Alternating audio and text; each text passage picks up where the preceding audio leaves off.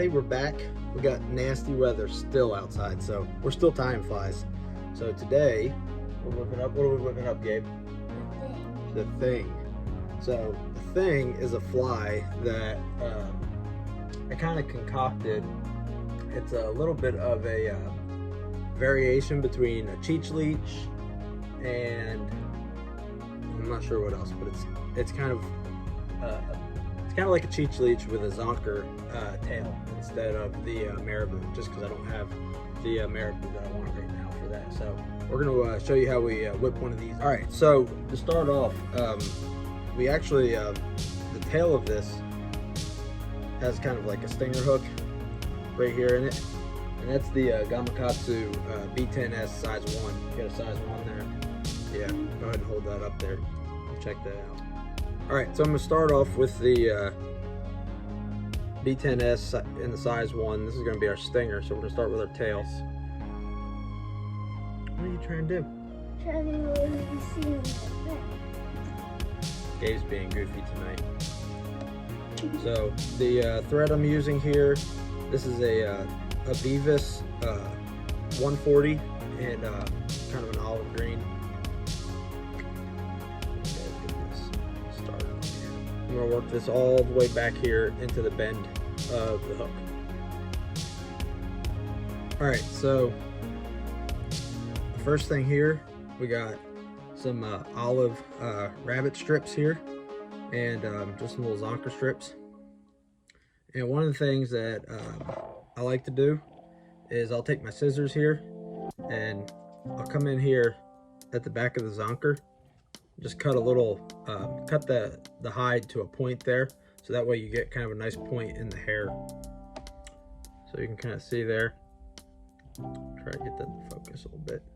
So just cut that to a point, and then what you want to do is just measure out about a hook shank length. And I measure on the hide, not the hair. So measure that out. And then kind of helps to wet your hands a little bit.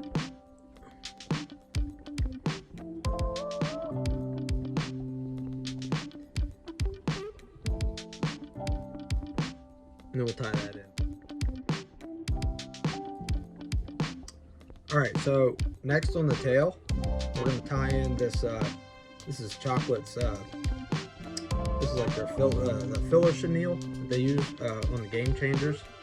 And we're going to use this kind of an underbody, so just don't cut your rabbit strip loose. Just kind of fold that back, and we're going to tie this this chenille in.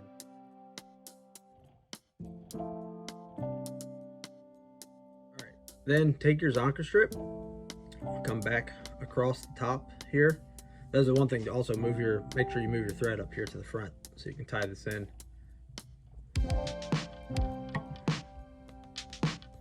Go ahead and tie that zonker down good. And this is going to be our tail. This is going to be the back section, the back articulation here. Try not to catch too many of those fibers. If you do, you can always go back in with a bodkin or a pin or something. Cut that stuff out of there. So then go ahead and clip, or go ahead and cut the zonker there. And just lay down some thread. Kind of trap all that in there good. Build up a little small head of thread there, and then go ahead and whip finish that. That is the tail.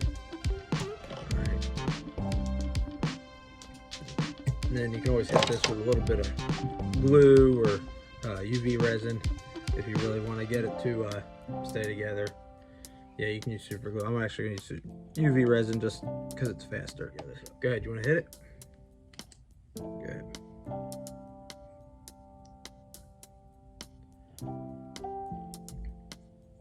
And that's going to be our tail right there. The tight side of the tail. All right, now we're going to take our B10S and a 2/0. This is going to be our front hook. And we're going to get this in the vise and lay down the thread base and move that. Same thing, we're going to come all the way back here to the actual barb in the hook, and that's where we'll stop our thread.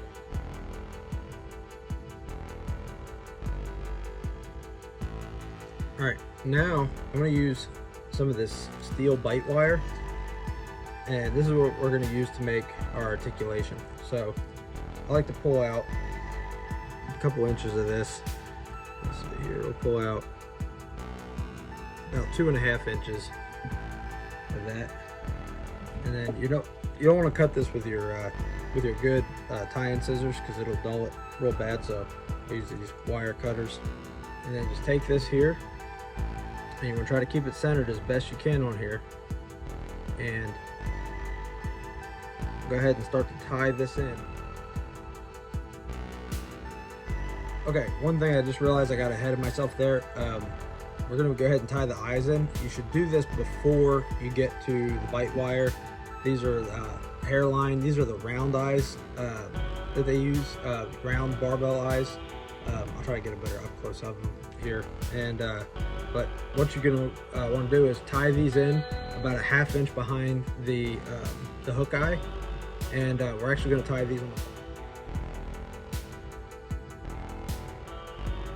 All right, so once your eyes are on, you go ahead and get your bite wire tied in there. The next thing I'm going to do is we're going to take some of these Wapsi Cyclops beads. These are 3/16 size in fluorescent orange, and go ahead and thread those onto the bite wire, just like that.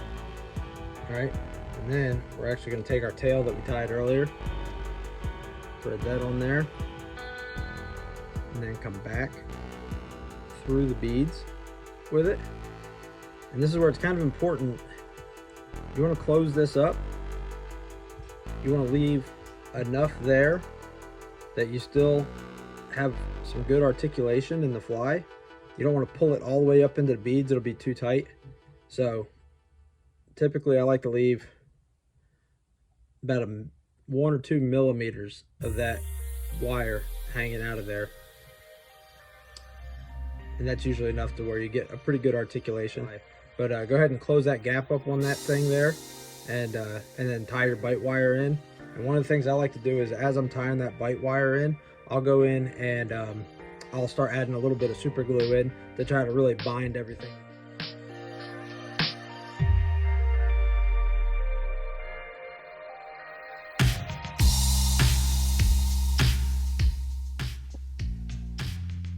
All right, so we've got this small tag end here, and you can either cut that off, but one of the things I like to do just to add a little bit of extra strength is I'll just fold that over back and tie that in real quick, and that'll just add a little bit of extra strength and help keep that tail from pulling out. But that thing's in there pretty tight. Once that super glue gets in there and really binds up, it's very hard. I've had 3-4 pound bass pull on that back hook. All right, so once you get all your wire tied down, you got some good super glue on that. This one's still a little tacky.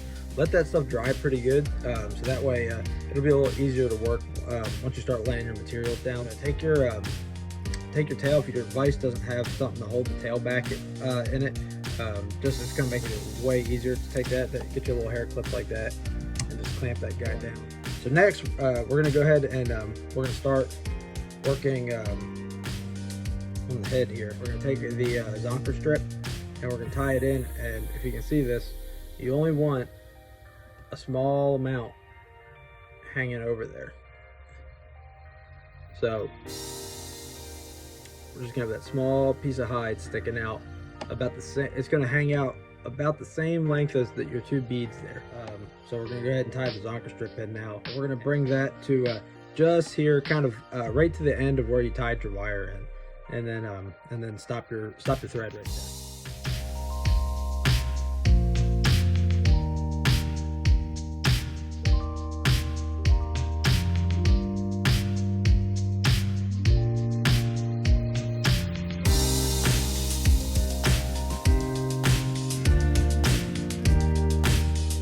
Next thing I'm going to go ahead and do is tie in some of this. This is hairline ice dub minnow back fringe. Hold that up there, you. Yeah, this stuff here. And this stuff makes a mess. It gets everywhere, but it looks really cool on the back of the fly.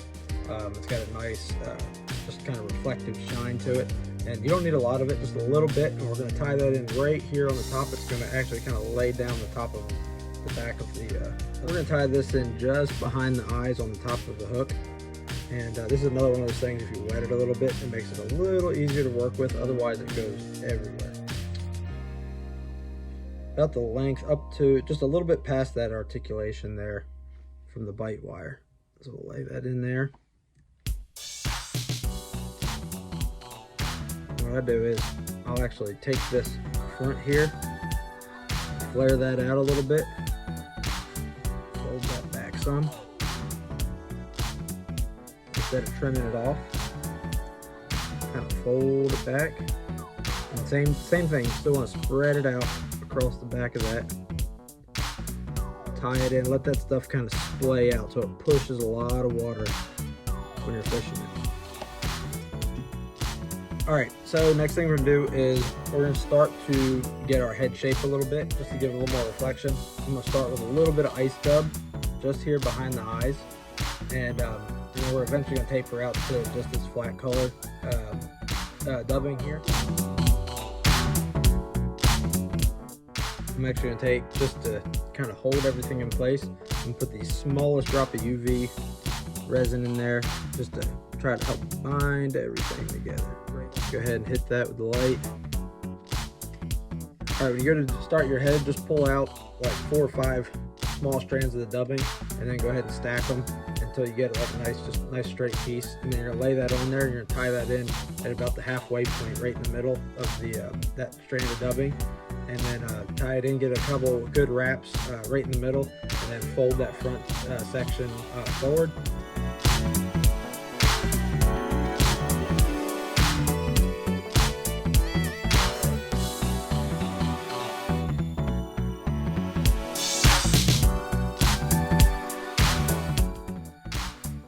Alright, so once you get a nice bulk behind the eyes there, you can go ahead and flip your thread to the front, and we're going to start, just continue the same process. I like to stop it just a little bit behind the hook eye there, that way you got plenty of room to whip finish and everything.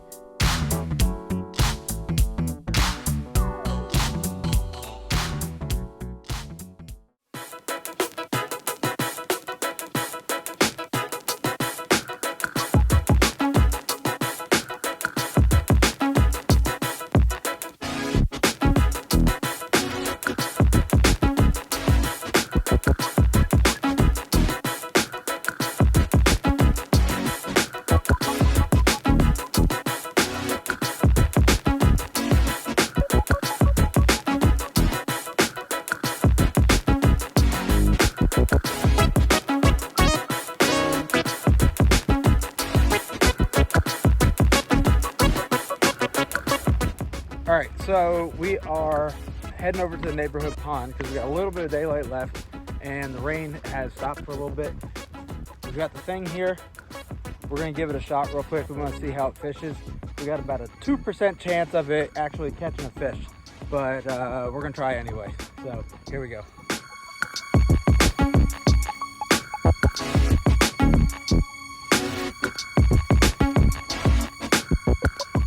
So this is the thing.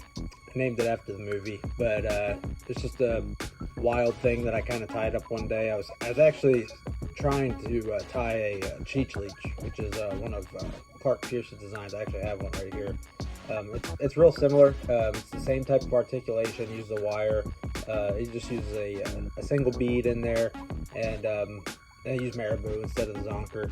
But so it's in theory it's the same thing, but it's just my little version of it. But yeah, we actually got to fish a little bit, like you just seen. My phone actually died while we were fishing, and crazy enough, I actually caught a huge shiner on this thing. Did not expect that, and thankfully my neighbor just happened to be walking by, and he had his phone, and he snapped his picture of it. And yeah, it's like, I've never even caught a shiner in that pond before, so I thought that was pretty cool.